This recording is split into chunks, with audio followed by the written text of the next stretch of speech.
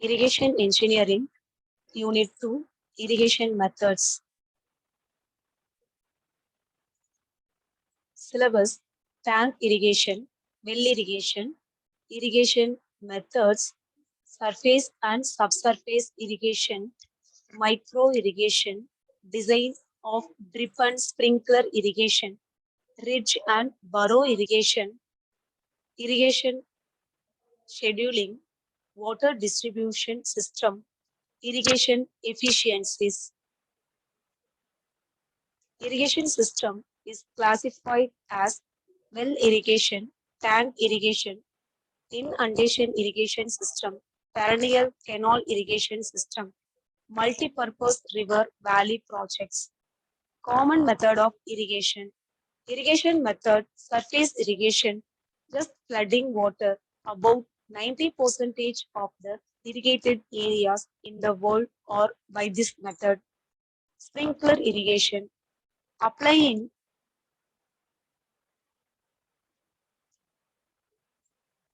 sprinkler irrigation, applying water under pressure about 5% of the irrigated areas by this method. Drip or trickle irrigation, applying water slowly to the still, ideally at the same rate with crop consumption. Subsurface irrigation, flooding water underground and allowing it to come up by capillarity to crop roots. Tank irrigation. Tank irrigation may be defined as the storage irrigation scheme which utilizes the water stored on the upstream side of a similar dam is called a bund less than 12-meter or 80-meter height. These earthen bund reservoirs are thus in fact called as tanks, especially in South India where such work are very common. The major source of water for these tanks is rainfall and runoff from catchment area. Usually, tanks are constructed in one tank or in a series of tanks. The storage volume of tank is decided depending upon the water requirement of the crops. The height of the storage tank is defined based upon the contour plan of the site. A network canal system conveys the water to agricultural fields. Normally, the depth of the tank is 7.5 meter to 9 meter, and few exceptional ones exceed 11 meter in depth. When depth of tank exceeds 12 meters, so the tank is generally referred as a reservoir.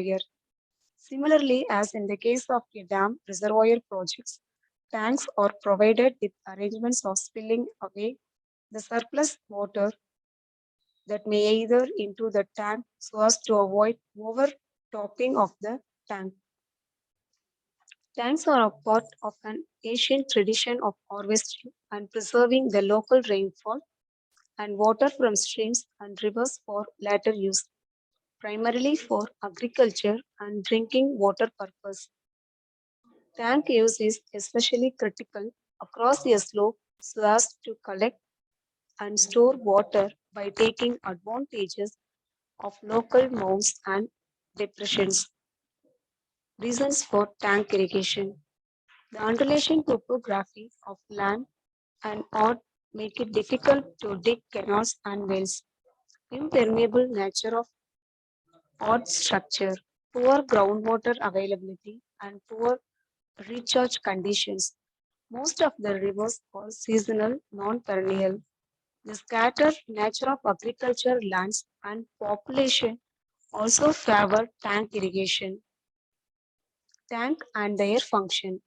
The tank system has four different functions in irrigated agriculture: soil and water conservation, flood control, drought mitigation, and protection of environment and surrounding area. Development of tank irrigation, water acquisition or harvesting, storage, disposal of surplus water, distribution, management of water in the command area by an institution. Features of tank fed agriculture. As an agricultural system, tank-fed agriculture is distinct in cropping practice, varieties, and water management. As a social system, tank serves and benefits various sections of the village community, such as farmer, fishers, etc. Even though the tanks are individually small in size as a water storage system, collectively their large number facilities and absorption of seasonal floods and supply of the stored rainwater to crops during water scarcity periods. Characteristics of tank-fed agriculture. The productivity in tank-fed areas is more because of the indigenous crop cultivation practices and the indigenous. Due to less amount of water available for cultivation, proper water management practices like consecutive use of surface and groundwater. Merits of tank irrigation. Most of the tanks are natural and do not involve heavy cost for their construction. Even an individual farmer can have his own tank. Tanks are generally constructed on rocky bed and have longer lifespan. Fishing is also carried on and it serves as both the food resources available for irrigation. Demerits of tank irrigation. Many tanks dry up during the dry season, fail to provide irrigation when it is needed the most. Fail to provide irrigation when it is needed the most. Silting of the tank bed is a serious problem. Requires desilting of the tank at regular intervals. Much water is evaporated from the large extent of shallow water and hence water is not available to the farmers. Tanks coverage large areas of cultivable land. Lifting of water from the tanks and carrying it to the field is a strenuous and costly exercise which discourages the use of tank as source of irrigation. Next, well irrigation. Well irrigation is a significant method used in the cultivation of crops in our country. It is the most suitable in the areas where the groundwater level is respectively at shallow depth. Well irrigation is the principal method of irrigation used in India. A hole is dug in the ground for providing perennial supply of soft water. In order to reduce the salinity, wells are dug near ponds or in depression where water generally collects during the rainy season. Crop cultivation is independent totally to the rainfall. Types of well irrigation, open well or dug well irrigation and tube well irrigation. Open well irrigation. A well is a hole dug in the ground to obtain the groundwater. An ordinary well is 3 to 5 meter deep in shallow water table areas, but deeper wells up to 15 to 25 meters are also dug where water table is deep. Well irrigation is popular in areas where sufficient sweet groundwater is available. Tube well irrigation. A tube well is a deeper bore well, generally more than 15 meters to a few hundred meters deep. A tube well cannot be constructed everywhere and requires some geophysical favoring its installation. There should be sufficient quantity of groundwater because a tube well can generally irrigate 2 hectares per day against zero point 0.2 hectares irrigated by an ordinary well per day. There should be regular supply of cheap electricity or diesel so that water from the tube well can be taken out at the hour of need. Merits of well irrigation. Well is simplest and cheapest sources of irrigation and the poor Indian farmer can easily afford it. Well is an independent source of irrigation and can be used as when the necessity arises. Canal irrigation is controlled by the other agencies and cannot be used at will. There is limit to extent of canal irrigation beyond the tail end of the canal, while a well can tap at any convenient place. The farmer has to pay regularly for canal irrigation, which is not the case with well irrigation. Important terms in well irrigation: groundwater. Groundwater, mostly water from precipitation stored underground in the zone of saturation, is termed groundwater. Water table.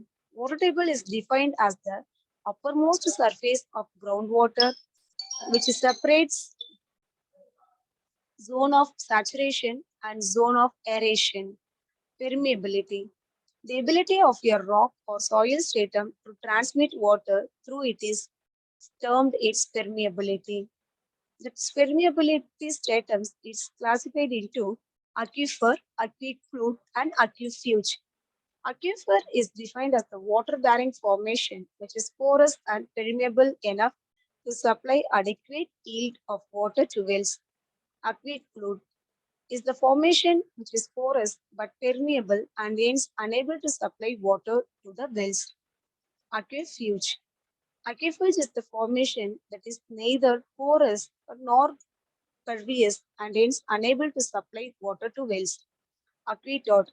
When an aqueduct becomes partially permeable due to prolonged weathering activities or other causes, it is termed aqueduct. Unconfined aquifer. It is an aquifer in which the water table will be its top and impervious layer of rock will be its bottom. That is called unconfined aquifers. This is the confined aquifer. If an aquifer is bound or confined between impervious layer, that is top and bottom is an impervious layer, in between it is called as an confined aquifer. Piezometric surface. The hydrostatic pressure head of confined aquifer is called as piezometric surface. Specific yield. The ratio of volume of water that can be drained from the saturated aquifer to its own volume. That is, specific yield equal to volume of water drained by gravity to the volume of total volume saturation into 100. That is called specific yield. Specific retention. The ratio of volume of water retained against the force of gravity to its own volume. That is, specific retention is equal to volume of water retained divided by total volume of water retained into 100. Wells in aquifers. These are all the wells.